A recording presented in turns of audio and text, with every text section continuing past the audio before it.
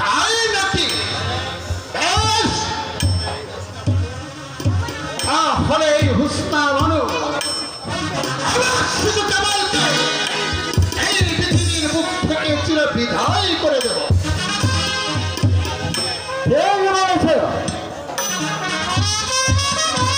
এই সুন্দর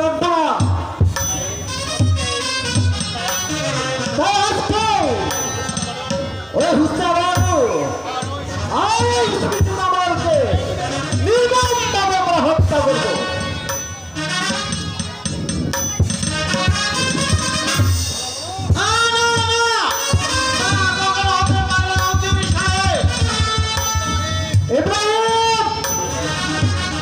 তুমি আমাদের কাজে বাধা দিতে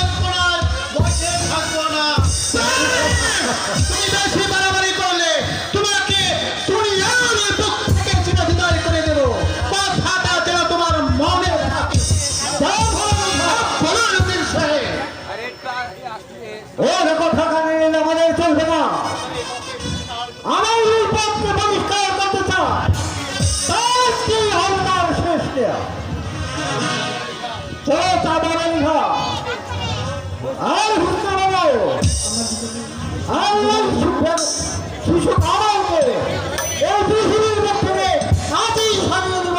চলে এসো। তাই চলো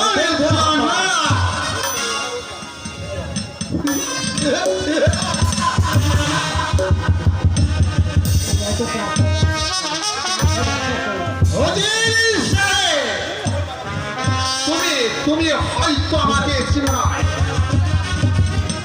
আমি হচ্ছি জাফর আলী খান।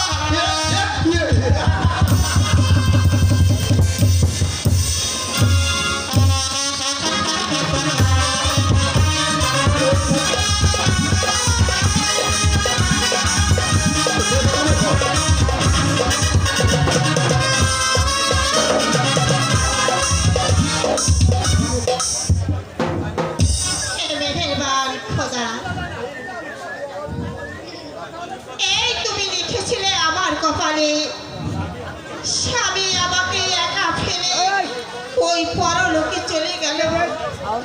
এখন আমি এই অবশ শিশুকে নিয়ে কেমন করে এই রাজ্য পরিচালনা করব? তুমি আমাকে বলে দাও খোদা, তুমি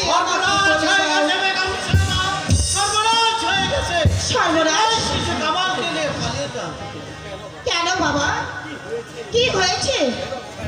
বেগম সাহেবা, ওদের এবং সেনাপতি জাফর আলী খান আপনাদেরকে হত্যা করতে চায়। আমাদের হত্যা করে ওদের লাভ?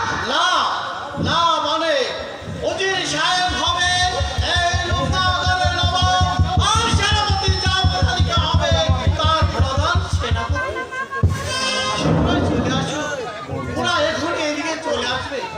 ইব্রাহিম, না, শত্রুর ভয়ে আমার স্বামীর এই গচ্ছিত সিংহাসন রেখে চোরের মতো আমি কিছুতেই পালিয়ে যেতে পারবো না। মরতে যদি হয় আমি এখানেই মরবো, তবু আমি এই সিংহাসন ছেড়ে কোথাও চলে যাব না। আপনি যাবেন না? লোকনগরের সেই সম্পদটুকু আপনি নষ্ট করে দিতে চান? না না না, আমি তোদের দিতে পারি না। এ তুমি কি বলছো ইব্রাহিম?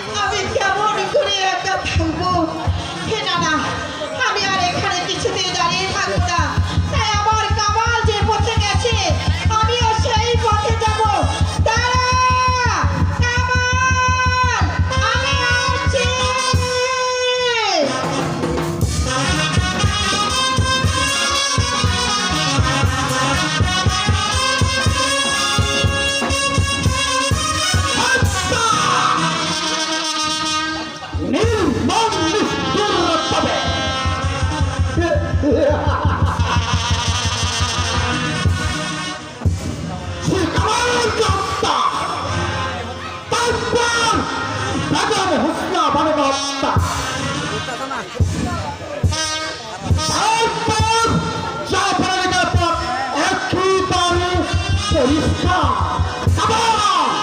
তুমি কোথায়? এক ঘরে তোমার চিরদিনে খারাপ ভাবনা করে দিচ্ছি।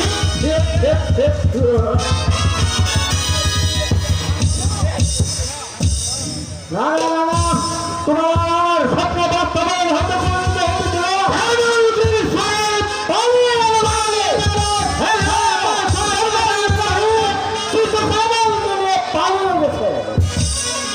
আশ্চর্য, আমি তো রাখতেই পারছি না।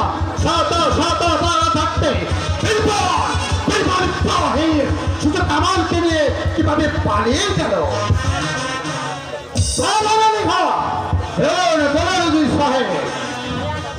আমি তো স্থির থাকতে পারছি না। যতক্ষণ পর্যন্ত ওই হত্যা কিছু কামাল হত্যা করতে না পারি, ততক্ষণ পর্যন্ত আমাকে আর শান্তি নেই। আমিও তাই ভাবছি, কিভাবে বেঈমান ইব্রাহিম এই শুধু কামালকে নিয়ে পালিয়ে গেল।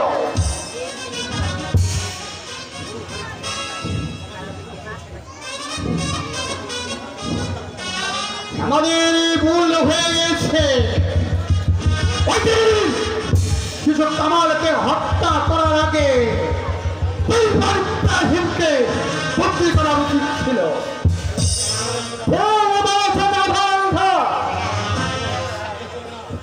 তাই পুলিশে থাকতে আমার চলবে না। এখন চলো এই সুযোগ